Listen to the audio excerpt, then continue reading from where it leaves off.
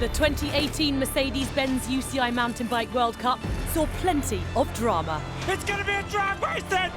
Neff, it's a puncture! Oh, Cooper goes down! Oh, there's a big crash! A legend made a surprise announcement, while new rivals rose through the rankings. History was made, and a brand new discipline was introduced. Here's a look back at the 2018 season. It kicked off with a brand new location in Stellenbosch, South Africa. In the men's fight, the target was firmly on the back of Swiss rider Nino Schurter, the first person ever to pull off a perfect season in 2017. South Africa is like a second home for me. I'm spending a lot of training camps in Stellenbosch. I know this region really well, and it was exciting for me to race there. And it was exciting until the very end. It's going to be a drag race then to the finish line. Schurter blows his pedal, and Sam, guys, takes his first ever World Cup win in emphatic style. The first win for a New Zealander.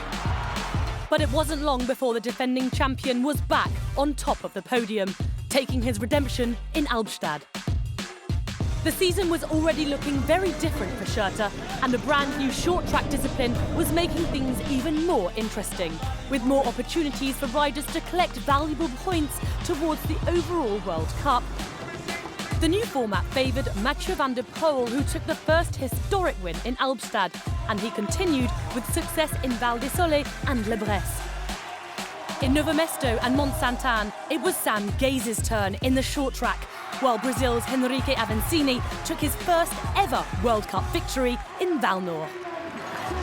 In the Olympic race, Schurter was being challenged by another contender. This time, it was Kiwi Anton Cooper, with one of the closest sprint finishes ever. And it looks like Cooper is coming! Here comes Anton Cooper!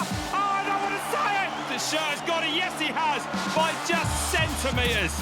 Losing to a champ like him, it's not, you can't feel too down and out about it, and I was really happy with how I rode in the end, so I took that as a positive from it. In Val di Sole, Schurter once again found himself being pushed to his limits, this time by Italy's Gerhard Kirschbaumer, but it wouldn't be enough to beat the king. Here he comes then up towards the line. He's sprinting, he's taking no chances. Schurter does it in Val di Sole, his 29th career win. However, Kirschbaumer had tasted success, and in Val Nord Andorra, he wasn't leaving anything to chance. And now Kirschbaumer takes to the front. This is the man that pushed Nino Schurter every inch of the way in Val di Sole. In a high-altitude, gruelling battle, he came out on top, taking his first ever elite win at one of the toughest spots of the Tour. Kirschbaumer is king of the Pyrenees. He takes his first ever elite World Cup win by some margin. Schurter came back fighting in Mont Saint-Anne, Canada, but luck was not on his side once again. Nino Schurter has snapped his chain. And he wasn't the only rider to get into trouble. Oh, Cooper goes down! Now there was an opportunity for a new rider, Matthias Flückiger, who took his maiden World Cup victory at 29 years of age. I won my first World Cup. I'm still so excited about this and really happy. The first time in 2 years Schurter had not been in the top 5, but he had still done enough to secure the overall trophy. Just one goal remained for Schurter at the final stop, a 30th World Cup win. Once again he proved why he's the king. Schurter finishes 2018 by taking his monumental 30th World Cup win. A monumental season for Schurter. Now let's take a look back at the women's season, with the fight for the trophy kicking off in Stellenbosch. Two-time overall winner Jolanda Neff made a last-minute decision to race after coming back from injury, but she was not up to speed. Langvad, though, launching an attack, and it doesn't look to me like Pauline Ferrand-Prévot can go with her. Annika Langvad takes the win, her 5th ever World Cup win. What a ride from the specialised rider. And Langvad found even more success in the short track, winning the historic first event in Albstadt. The new format very much suited the Danish powerhouse, who secured 5 of the 6 short track World Cups. That's a pretty damn good statistic. It was amazing. I couldn't dream of a better start to the season.